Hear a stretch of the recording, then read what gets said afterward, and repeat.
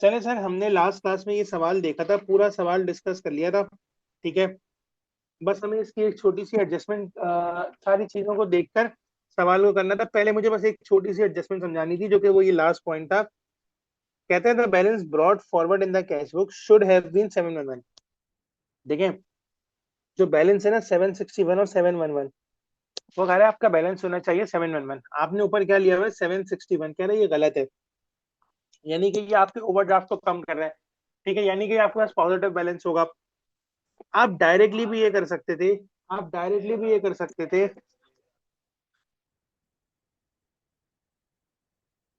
हाँ सर, बड़ी माजरत, हम क्या डिस्कस कर रहे थे सर? हम डिस्कस कर रहे थे, देखें, आपके पास वो ओवरड्राफ्ट का बैलेंस कहता है कितना था। आपके पास ओवरड्राफ्ट का बैलेंस था सर 761।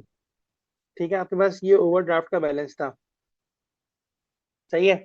अच्छा, अगर मैं बात करूं सर, मैं अगर बात करूं इस 711 की, तो मुझे एक बात गौर से सोच के बताएं कि मेरे पास पॉजिटिव बैलेंस है, नेगेटिव बैलेंस है? सर ये मेरे पास है नेगेटिव बैलेंस। मतलब अगर मैं बात करूं, अगर मैं इन दोनों का डिफरेंशियल निकालूं तो अराउंड मेरा ख्याल है 50 रुपीज का डिफरेंशियल आ रहा है। ठीक है। अगर मैं इनके डिफरेंशियल की बात करूं, ये मेरे पास रिसिट साइड पर अगर ऐड होता तो ये कहानी भी ठीक थी। मतलब अगर एक नंबर ऑफ ट्रांजेक्शन थी तो आप इसको दो अप्रोच के साथ लेकर चल सकते थे। आप क्या करते? अब यहाँ पर हम क्या करते थे सर, हम ये वाला बैलेंस उठा लेते थे स्ट्रेट अवे, क्लोजिंग बैलेंस है ना। सर अगर मैं यही यहाँ पर उठा लूं बैलेंस बीडी के तौर पर, बैलेंस ब्रॉट डाउन, और सर मैं यहाँ पर लिख दूं 554, 554, और सर मेरे पास ओपनिंग को मुझे एडजस्ट करना होगा तो मैं ओपनिंग एडजस्टमेंट यहाँ पर इस नाम से डाल दूं, 50 रुपीज के नाम से। तो सर ये मेरे पास अगर आप देखेंगे कि नेट इम्पैक्ट मेरे पास कितने का गिर रहा है। सर नेट इम्पैक्ट मेरे पास जो गिरेगा, सर वो मेरे पास नेट इम्पैक्ट गिरेगा अप्रोक्सीमेटली। अब मेरे पास बैलेंस, अगर अब मैं सीडी की बात करूं तो मेरे पास आ जाएगा, जो कि मेरी लायबिलिटी को कम करेगा। ये किस तरह होगा sir? 554 minus 50, that is equal to 504। यानी कि अब मेरे पास क्रेडिट बैलेंस आ जाएगा 504। सर मैं इसी केस को एक और तरह से लेकर चल सकता था। सर मैं क्या करता, मैं पूरी, अब मेरे पास सिंस नंबर ऑफ ट्रांजेक्शन बहुत थोड़ी है, देखें इस चीज को समझ लें, दोनों अलग अलग केसेस हैं, इसको किस तरह लेकर चल सकते हैं आप इसको देख लीजिएगा। सर मैं इसी अप्रोच के साथ लेकर चल रहा हूँ, जिस अप्रोच के साथ मैं आपको अभी करवाने जा रहा हूँ। सर मेरे पास बैलेंस ब्रॉट डाउन है, वो कहता है एडजस्टेड उठा लो। कितना उठाओ सर? 711। मेरे पास इम्पैक्ट कितने का आया था? सर मेरे पास इम्पैक्ट आया था जो कि अप्रोक्सीमेटली था 504 का। सही है, मेरे पास इम्पैक्ट आया था 504 का। अब मैं यहाँ पर इसको उठा लेता हूँ 711 के ना पॉइंट से। सर मेरे पास यहाँ से पेमेंट होगी क्रेडिट साइड से, और सर मेरे पास यहाँ पर रिसिट होगी। सर मेरे पास पेमेंट कितनी हुई है ड्यूरिंग द ईयर? अगर आप देखें तो पेमेंट हुई है 1469 की, 1262, 1469, 1469, 1262। सर अगर अब आप इन दोनों का सम निकालेंगे तो it should must be 504711 plus 711 plus 1262 minus 1469, और सर ये 504 ही आ रहा है बिल्कुल। तो सर आप दोनों अप्रोचेस से लेकर कर सकते हैं, याद रखिएगा। ये सिर्फ इस सूरत में पॉसिबल है, ये वाली अप्रोच जो मैं हम अभी कर रहे हैं, जब आपके पास रिसिप्ट और पेमेंट की ना छोटी सी ट्रांजेक्शन है, दो एंट्रीज है। लेकिन सर अगर आपके पास नंबर ऑफ एंट्रीज होंगी ना, मतलब तो आप ये अप्रोच नहीं ले सकते। फिर आपको एडजस्टेड अमाउंट उठा के कहीं पर रखना होगा, तो डेबिट साइड पर या क्रेडिट साइड पर, ये आपको खुद सोचना पड़ेगा, याद रखिएगा। सही है। अब शुरू करते हैं। कहते हैं बैंक चार्जेस ऑफ 136, एक एक एडजस्टमेंट लेके चलेंगे ताकि क्लियर होते जाए। Bank charges of 136 entered on the bank statement have not been entered in the cash book, cash book में आया ही नहीं। सर आए, एडजस्टमेंट रिकॉर्ड करें बैंक चार्जेस की 36 से। सर क्या एंट्री बनी होगी? बैंक चार्जेस डेबिट और बैंक क्रेडिट। सर याद रखें ये बैंक कहाँ पर होगा, ये उस वक्त बैंक स्टेटमेंट में एडजस्ट हो गया होगा। याद रखें हमने अब अपनी कैश बुक में एडजस्ट किया है। सही है sir. Cheque drawn amounting to 267 had not been presented in the bank for payment. Sir ये मैंने आपको कल भी बताया था कि ये कौन सा चेक है, unpresented cheque, it has nothing to do with cash book. ठीक है। उसके बाद सर फिर अनक्रेडिटेड चेक है सर, मैंने फिर आपको कल यही बताया था कि sir it also has nothing to do with cash book. Sir फिर मैं आगे बढ़ सकता हूँ। प्लीज मुझे एक बात बताएं, मुझे जो मैंने अभी तक की कहानी बताई उसमें कोई मसला है तो लिखें यहाँ पर जल्दी से। अगर कोई परेशानी है तो मुझे बताएं।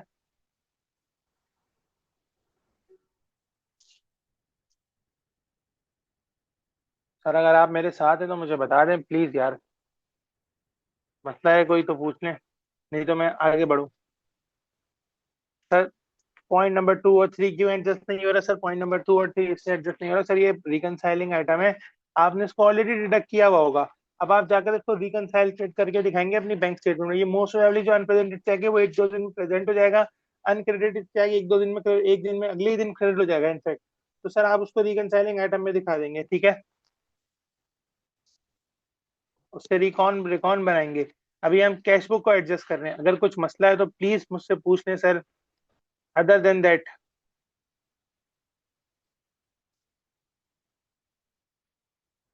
ऊपर है सर, आपने कुछ तो कहा।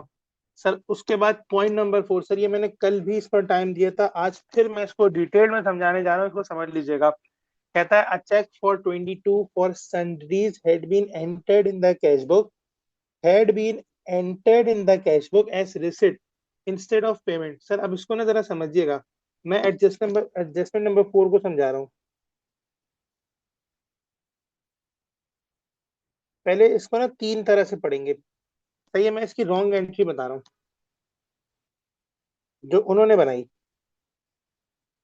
फिर मैं आपको इसकी करेक्ट एंट्री बताऊंगा, और फिर हम इसको इम्पैक्ट देख लेंगे एफएस जो हमारे पास एफएस कैनो बैंक रिकॉर्ड पे, बैंक पर क्या इम्पैक्ट आ रहा है कैश बुक के बैंक पर।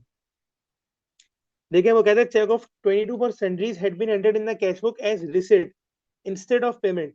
आपके पास रिसिट हुआ, यानी कि आपने क्या रिकॉर्ड किया, बैंक डेबिट। आपने बैंक डेबिट कर दिया होगा। सही है। 22 से, और सन्ड्री एक्सपेंस डेबिट कर दिया 22 से। सर क्रेडिट एंट्री कोई नहीं बनी, as far as the point is concern, उसने नहीं बताया कि कोई क्रेडिट एंट्री बनी या नहीं बनी। सर ये होना क्या चाहिए था? सर ये टेक्निकली होना ये चाहिए था, आपके सन्ड्री एक्सपेंस डेबिट होते 22 से, और सर आपके बैंक क्रेडिट हो जाते 22 से। सही है। मुझे एक बात बताएं, टेक्निकली सोच के बताइएगा, अगर मैं सिर्फ गौर से सारी चीजें छोड़कर मेरी बात सुने जो मैं कह रहा हूं, अगर मैं सिर्फ ये वाली एंट्री बनाता, अगर मैं सिर्फ ये वाली एंट्री बनाता, तो क्या मेरे पास सारी चीजें सही हो जाती? सारी चीजें छोड़ के मुझे बताएं, अगर मैं सिर्फ ये वाली एंट्री बनाऊं तो क्या मेरा काम हो जाएगा? अगर मैं सिर्फ ये वाली एंट्री बनाऊं तो मेरा काम हो जाएगा? सर सिर्फ this entry is not enough. Sir क्यों? सर इसलिए क्योंकि मुझे इस इस बैंक को भी खत्म करना है।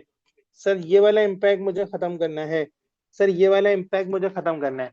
मुझे सर पहले ये वाला इम्पैक्ट खत्म करना पड़ेगा, फिर नया इम्पैक्ट डालना पड़ेगा। मैंने बैंक को डेबिट किया हुआ, इनफैक्ट होना क्रेडिट चाहिए था, तो मैं पहले एक दफा डेबिट करूंगा तो मुझे उसका वो खत्म हो जाएगा इम्पैक्ट, फिर मैं एक दफा क्रेडिट भी करूंगा। समझ आ रही है बात? मैंने बैंक को डेबिट किया हुआ है, मैं एक दफा डेबिट करूंगा, मैं एक दफा क्रेडिट करूंगा, मतलब मैं 2 दफा क्रेडिट करूंगा, मतलब इनफैक्ट। तो इस इम्पैक्ट को मैं खत्म कैसे करूंगा? सर इस इम्पैक्ट को मैं खत्म करूंगा बैंक को क्रेडिट करके। करेक्ट। इस इम्पैक्ट को मैं खत्म कैसे करूंगा? टू रिड्यूस दिस इम्पैक्ट, मुझे बैंक को क्या करना पड़ेगा? क्रेडिट। ऐसा है ना? सर डन है, कोई मसला? प्लीज बता दें। नहीं सर, सही है सर, ओके। अब मैं इसको खत्म कैसे करूं सर? मैं टेक्निकली ये कर सकता हूँ, एक दफा मैं रिकॉर्ड करता हूँ। एडजस्टमेंट, इसको मैं नाम दे रहा हूँ, आप कुछ भी लिख सकते हैं, याद रखिएगा। मैं यहाँ पर इसको इस तरह लिख रहा हूँ, एडजस्टमेंट फॉर एरर, और सर वो हो जाएगा 22 से। डन है सर? एक मिनट रुकिएगा।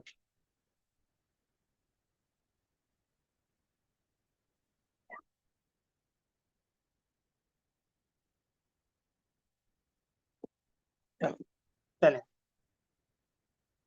सर, फिर क्या करेंगे? सर दूसरी दफा मुझे ना, अब मुझे उसको रिकॉर्ड करना है। तो सर अब मैं रिकॉर्ड करूंगा सन्ड्री एक्सपेंस के नाम से, और सर वो हो जाएगा 22 से। तो सर मेरे पास अब सारी चीजें एडजस्ट हो जाएंगी, और मेरे पास मेरा काम हो जाएगा, सीधा स्ट्रेट हो जाएगा। पॉइंट नंबर 4 तक हो गया। पॉइंट नंबर हम 9 ऑलरेडी डिस्कस कर चुके हैं, ठीक है।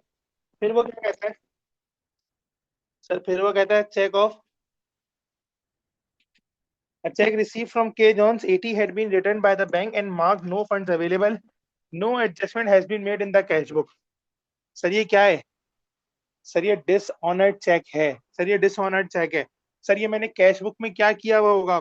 सर जब मुझे मिल गया होगा, मैंने क्या किया होगा? रिसीवेबल को क्रेडिट किया होगा, बैंक को डेबिट किया होगा। अब मुझे खत्म करना है। अब मुझे खत्म करना है। सर मैं इसको कैसे खत्म करूंगा? सर मैं बैंक को क्रेडिट कर दूंगा, डिसऑनर्ड चेक का रेफरेंस लगा दूंगा यहाँ पर, simple. Dishonoured cheques. Sir amount कितना था? 80 का। सर देन मेरे पास है sir standing order.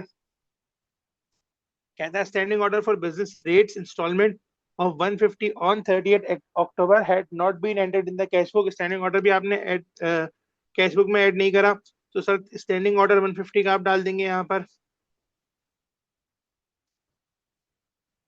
Standing order of 150। Then sir all dividend received are credited to directly into the bank during October, amount totaling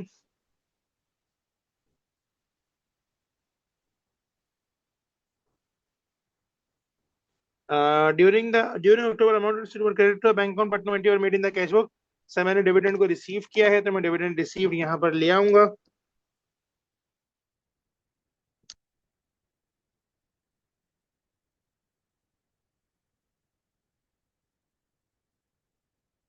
sir वो अमाउंट होगा approximately 62 का। Done है sir? उसके बाद वो कहता है a cheque drawn 66 for stationery item had been incorrectly entered in the cash book as 60। Sir अब मैं एडजस्टमेंट नंबर 8 को बहुत क्लियरली समझाने जा रहा हूँ, जरा इसको देख लीजिएगा प्लीज।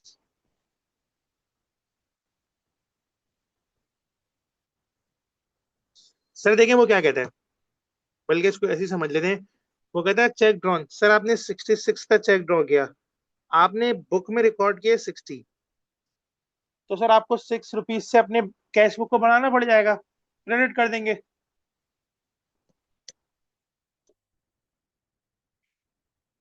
समझ आ रही है बात सर? ₹6 से अपनी कैश बुक को बढ़ाना पड़ेगा, क्रेडिट कर देंगे। Adjustment for error rate, adjustment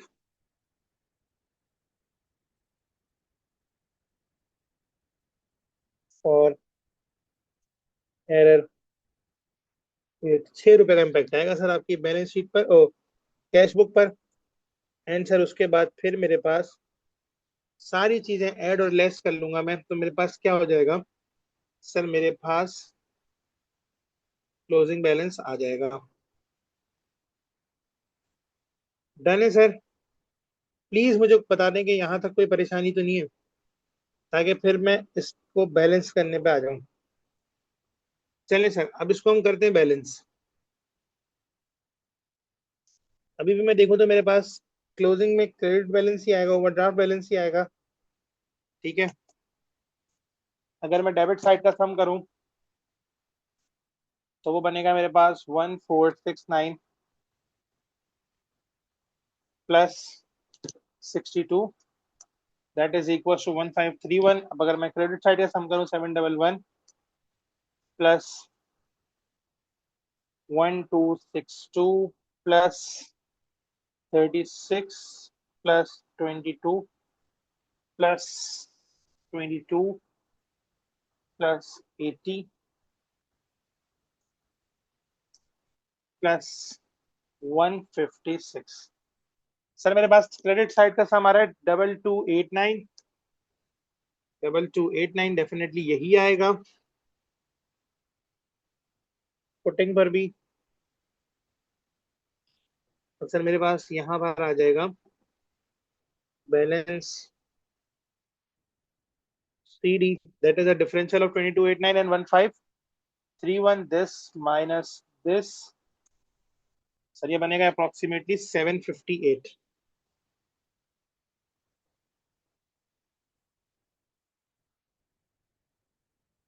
and then sir आप यहाँ पर लिख देंगे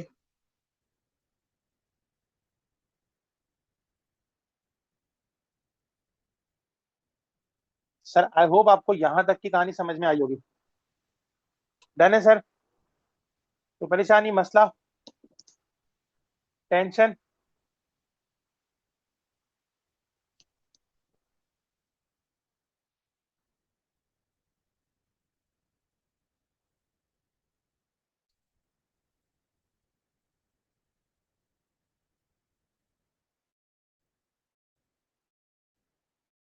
चलें सर, हम जरा इसको सम कर लेते हैं जरा। डेबिट साइड का सम आ रहा है अप्रोक्सीमेटली, डेबिट साइड का सम आ रहा था, हमने इसमें ऐड कर दिया ना सर। हमारे पास डेबिट साइड का सम आ रहा है, इसमें ऐड ही नहीं किया, 136, हाँ सर 2389, सॉरी 2389 हमारे पास आ रहा है डेबिट साइड का सम।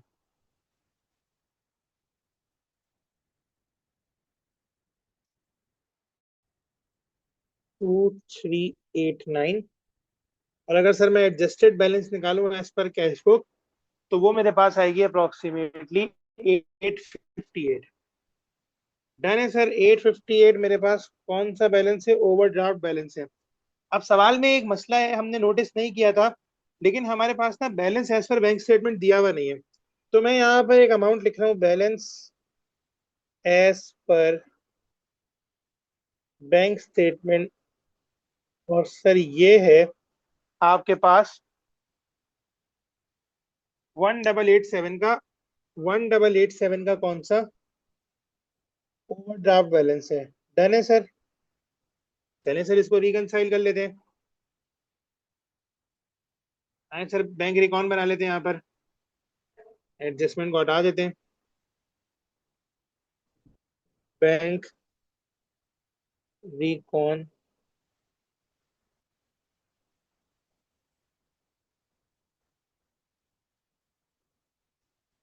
सर मेरे पास balance as per bank statement कितना था? Balance as per bank statement sir वो था अप्रोक्सीमेटली 1887, और वो था नेगेटिव, यानी कि ओवरड्राफ्ट था तो यानी कि नेगेटिव बैलेंस होगा 1887। सर मैं इसमें ऐड क्या कर दूंगा?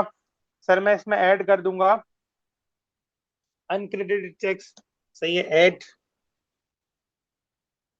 अनक्रेडिटेड चेक्स, और सर मैं लेस क्या कर दूंगा इसमें से? Unrepresented check.